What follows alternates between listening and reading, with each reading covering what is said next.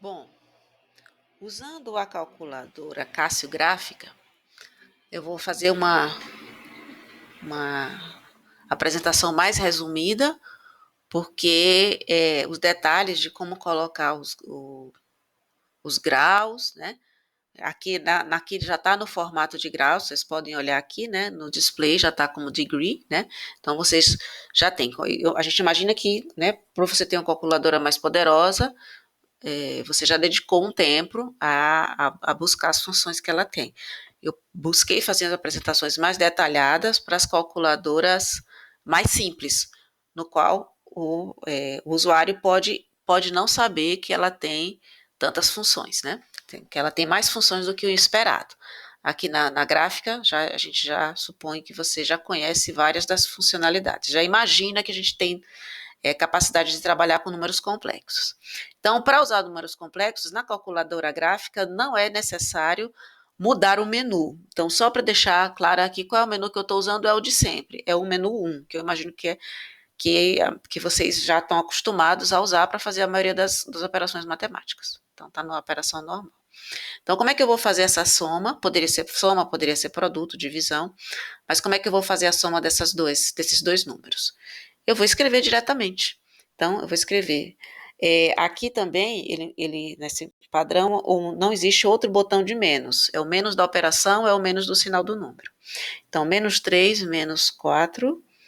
O i, ele fica aqui, shift do zero, né? E vou somar com 17.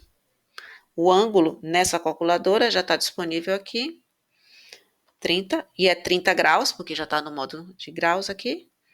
Então, ele vai mostrar o resultado. Dependendo da forma que a calculadora está configurada, ele está aqui, o padrão, ela está aqui no modo MAT, no modo matemático. Então, caso o resultado possa ser expresso em forma de fração e raízes, né, ele vai deixar, ele vai manter. Mas você vê, existe uma parcela real e a parcela imaginária com o i. Na maioria das vezes eu vou querer isso no formato decimal, ou no formato decimal, né, com pontos, né, e números depois vírgulas e números depois das vírgulas, ponto e números depois dos pontos. Então, o que é que eu vou fazer? Eu vou selecionar esse resultado e vou vir aqui, nesse botão SD, que é padrão e decimal. Então, eu vou clicar aqui, e ele vai mostrar no formato decimal.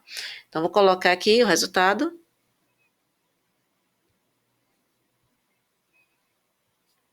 11,77224 mais 4, vou deixar no formato J, que é ele deu 4,5i, né? Mas eu vou escrever aqui já no formato que eu prefiro, 4,5J, né?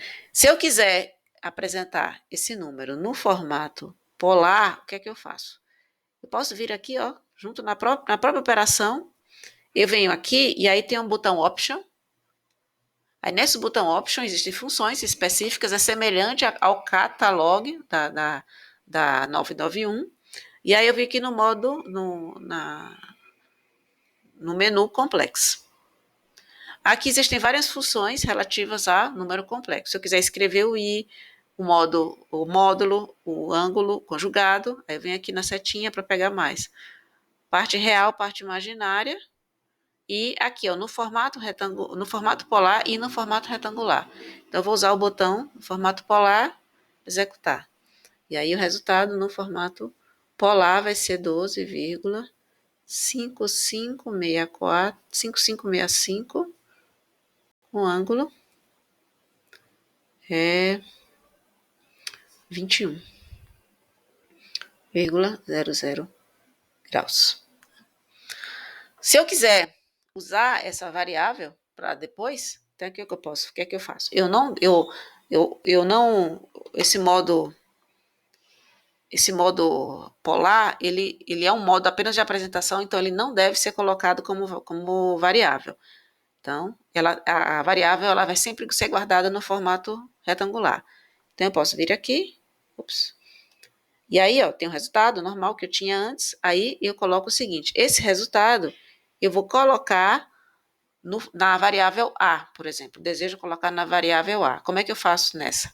Eu tenho a setinha, então o STO, a função STO, que tem outras calculadoras, aqui é simplesmente a setinha, que é exatamente o que é escrito, né? E aí eu vou escolher a letra. Então a letra, se eu botar o A aqui direto, não vai, entendeu? Então eu tenho que vir aqui e botar alfa A.